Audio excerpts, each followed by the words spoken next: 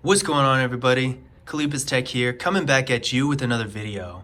This is tips, tricks, and cool features for the Cricut debut. In this video, I'm going to be going over several different tips and tricks for this phone that you might not know about. Now, before we go any further, I do want to remind you to go ahead and hit that thumbs up button and subscribe. It does help out the channel a lot. But with that being said, let's get into the video. So the first thing I'm going to show you is a quick way to get into your camera. This is a really cool trick, especially if you're on a different app, like for example, Google Chrome. So when you're on a different app and you want to get into your camera, no matter where you are on your phone, all you got to do is double tap the power key, and it's going to open the camera right up. It's a pretty cool feature, and it makes taking photos and getting things in the moment a lot more convenient. The next thing I'm going to show you is a feature called Prevent Ringing. What this does is basically puts your phone into vibrate mode quickly. So if you're going to a movie or in a meeting or something like that where you don't want your phone to make a lot of noise, you can easily mute it so you don't have to worry about it. So to do this, what you're going to do is press the power key and the volume up key at the same time, like this. This is going to show up, and if you really want to make sure your phone is on vibrate, up here on the status bar, this little icon is going to show up, showing that it is. The next thing I'm going to show you is a feature called Adaptive Brightness. What this feature does is adjust the brightness of your display based on your environment. So if you're in bright lighting, it's going to increase the brightness so you can see the screen easier, but if you don't need it to be super bright, it'll lower the brightness. This helps the phone save some battery life, and with how small this battery is, that's definitely a good thing. So what we're gonna do is go to Settings, go to Display, and go to Adaptive Brightness.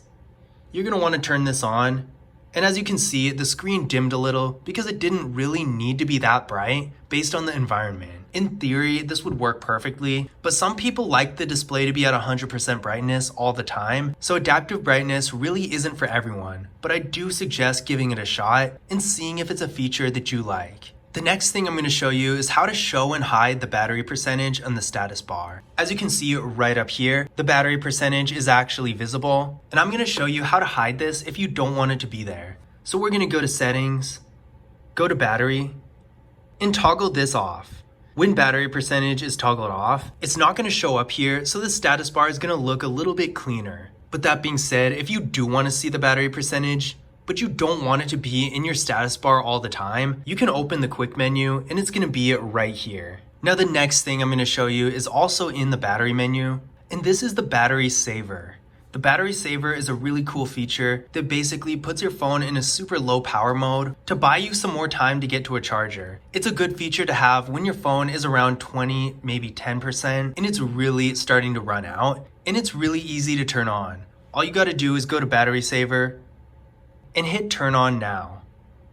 As you can see, the phone is now in dark mode because it saves a little bit of battery. Now, one thing about this mode, I don't recommend using it when you have more than 20% battery because it will hinder your performance and make the phone run really slow. And given that this phone doesn't have a very fast processor to begin with, you really don't want that to happen unless it's absolutely necessary. In addition to this, you might forget that battery saver is on even after you charged your phone up, so by default, it will turn off once the phone reaches 90%. Overall, I do recommend keeping this feature off unless you really need it. And in case you want to, you can also set a schedule. And this schedule isn't really based on time per se, but it's more based on battery percentage. So if you go ahead and hit this, you can turn on a schedule so you can choose exactly which battery percentage will trigger battery saver to turn on. I personally recommend 20%. The default 5% is a little low, but of course you should choose whatever you're comfortable with. Now I'm going to show you how to create a screen recording. This is a pretty easy thing to do. All you got to do is open your quick menu, go to screen recording, and tap on this icon. It's going to ask you how you want to record your audio, if you want to record audio at all, and you have the choice between microphone, device audio, or device audio and microphone if you want to play some sort of sound on your phone and narrate it at the same time. Be sure to toggle this on because otherwise it's not actually going to work. Same thing with show touches on the screen. If you want the touches on your screen to show up, be sure to toggle that on too. Once you're ready, go ahead and hit start. There's going to be a little countdown right here, and then it's going to start recording the screen.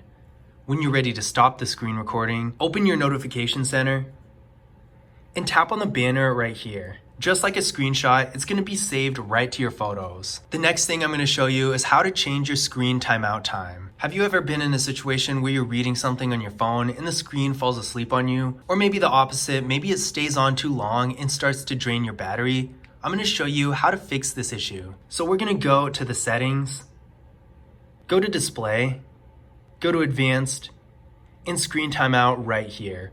As you can see, I have mine set to the max, but you can have it set as short as 15 seconds if you want. The next thing I'm going to show you is a feature called Nightlight. What Nightlight does is basically it tints the screen in an amber color and filters out blue light. Lots of people like to use this feature at night, so I'm going to show you how to activate it and how to schedule it. So we're going to go to settings, go to display, go to Nightlight, and turn it on.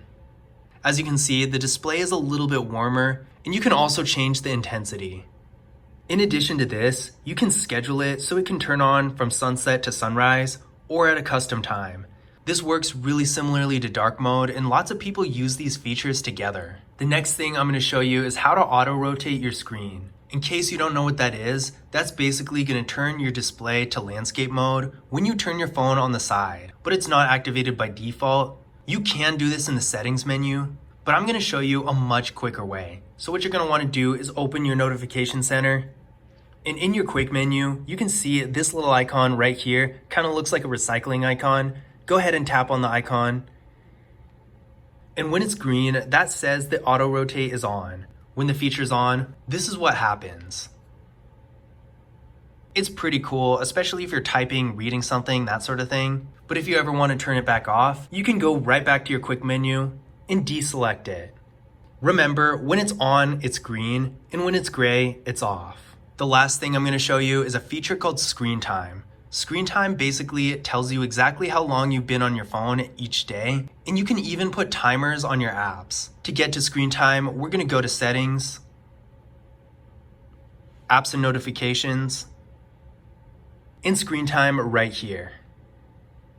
So this is what screen time looks like. It not only tells you how long you spend on your phone, but also how long you spend on each app. So for time management, stuff like that, it can be really useful. But those were my tips, tricks, and cool features for the Cricut debut. I hope you enjoyed the video, and I hope you found this information useful as well.